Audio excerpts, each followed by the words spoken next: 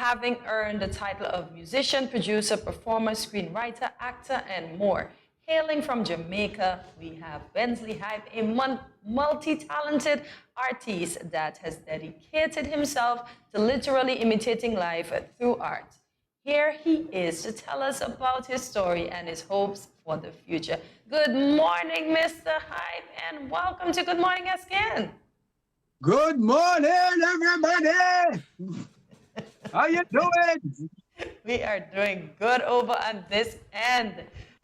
It's been a long-awaited interview. We're happy that you are here today. Oh my! So tell us. No. This week, a little better, but last week. Okay, good stuff. How did your family background in music influence the type of music that you pursue today? I think it influences me in a great way because it really just comes through with everything that I do. My father's a musician and my mom loves to sing, and you know what I mean. But my father's a real balladarian, so I used to listen I listen to everything. He made me listen classical. He made me listen, reggae, dancehall. He was a soul man, so them stylistics and stuff. Yeah, So I feel even with the music I produce and play, I put a lot of influences are in it. You know what I mean? Okay. I find that my dancehall music has classical influences when I play and write as well. Yeah. Well, we know that you trained in classical music, and really we want to know, how did you realize that this was going to be your focus, the path that you took, entertainment? God, man, damn. That's like, it was a given, I guess. I don't know. I grew up with three brothers. My father wanted a Jackson 5. So we used, I was playing every day and all of that. And me and my younger brother took to it. My bigger brother didn't really go into that, this field very much, But I don't know. If I knew myself, this is what I was doing. I've always been writing music and playing. So it's like, it was a given. It's going to happen. I made up my mind, I think, when I was like 14. Okay. I wrote a song on my test paper, a French teacher's test paper. Didn't want to do the test, and I wrote it. I was going to Calabar High School, and I wrote it on the test, and it was funny, but it was kind of, And she took it, and she got me to the principal, and I was suspension because it's disrespect and da-da-da. And then I was fretting, and I walked from, Jamaica, I walked from Red Hills Road to downtown Kingston that day, just walking because I didn't want to go home and face my parents. And that was the time I made up my mind, like, okay, I'm going to do this. I'm not going to do this. My father came and he saw this lyrics and he laughed, and my mother laughed, and he knew the vice principal, and he was like, oh God, this boy, I'm not going to do it, this boy, man. And then after that, I just kind of say, all right, this is going to be it. You know what I mean? So I made up my mind. Then I think, then by 17 years old, I was look up on the stage, I was performing, and as them said, boss. So yeah. Nice. So what does that teacher have to say today, Benzly? I don't know. I haven't seen her in years. I don't know. I haven't seen her. She was actually from France too. So, yeah. Oh, okay. So maybe she's watching and maybe she'll say, he did well for himself.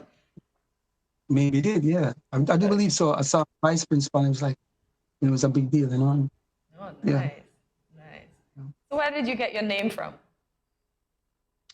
I'm a member of I was a member of a sound system called Ellie Benz sound system, and me and Spragga Benz. So Spragga got his name Benz as well.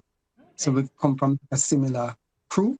Okay. We follow the songs, the DJ on the sound. So my name is Hemsley. So, we call someone named Benzly. Okay. Nice. All right, so you've worked with an impressive list of artists, Benzly.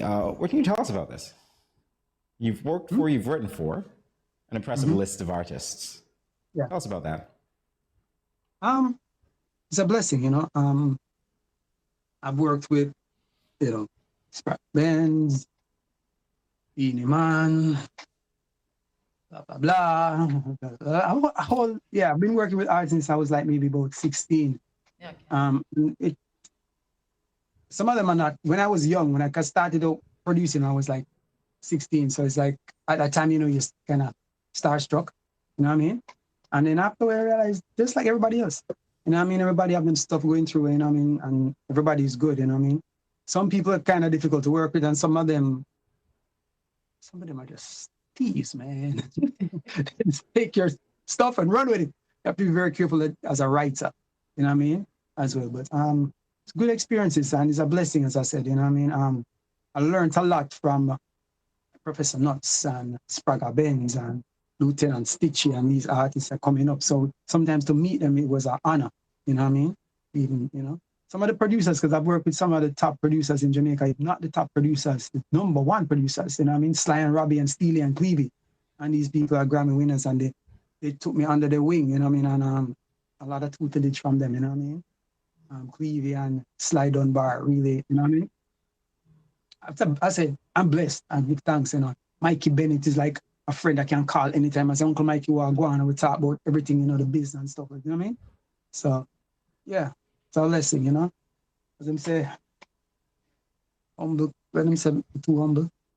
But I think when you're humble, you gain more, you know what I mean? But unfortunately, sometimes when you're humble, some people see it as a way they can use you and manipulate you, you know what I mean? But you get the knowledge, and the knowledge is a power. So let's get in the laugh. I know my co-host likes comedy. Tell us about Me and My Crew. Okay, Me and My Crew. I wrote Me and My Crew when I was going to Calabar High School. Oh, wow. It was before Innocent Crew. I wrote that.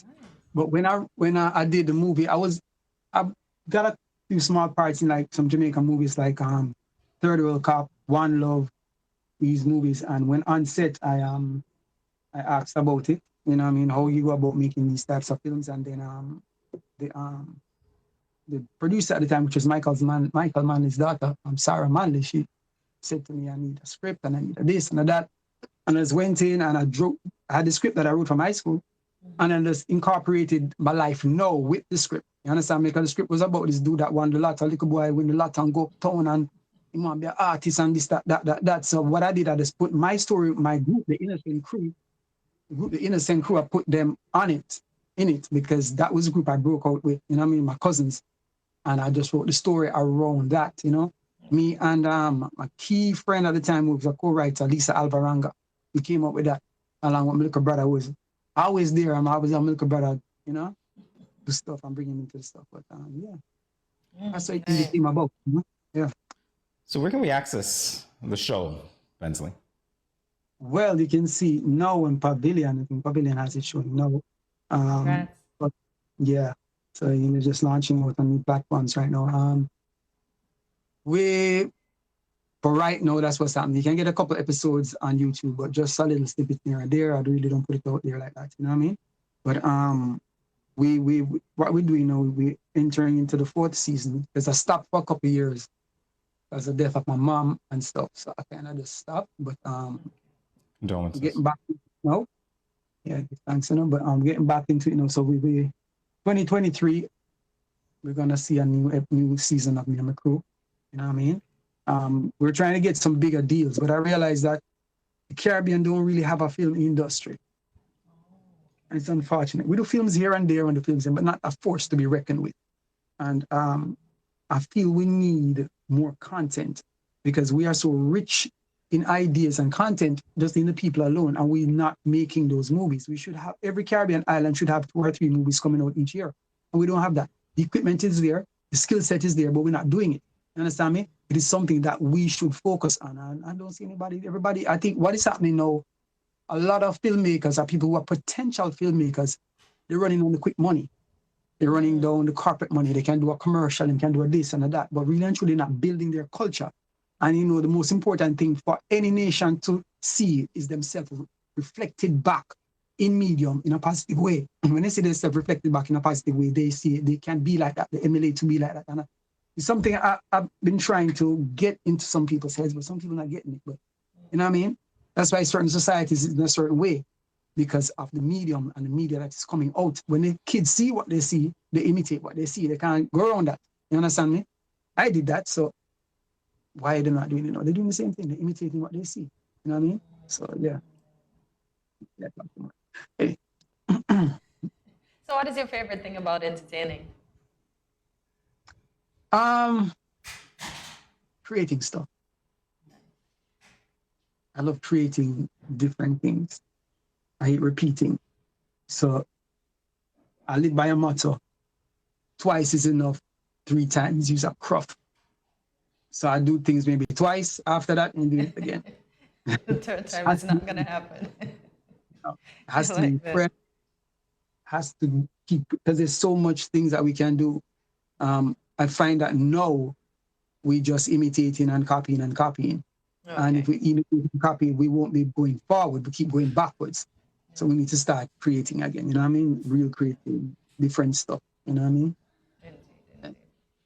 All right, so Benzly, in our final moments, you're actually on our show designated to men and boys because we're celebrating International Men's Day tomorrow. So we do want to give you an opportunity to give a shout out to men and boys on International Men's Day. What? There's a Men's Day? What? Didn't know that? Tomorrow. What? There is, yes. Wear blue, Benzly. Damn. Man's Day. Yeah. It's good. It's a good development. I like to tell the men, young men out there that you have to stand up for what you believe in. I believe that we need to be more,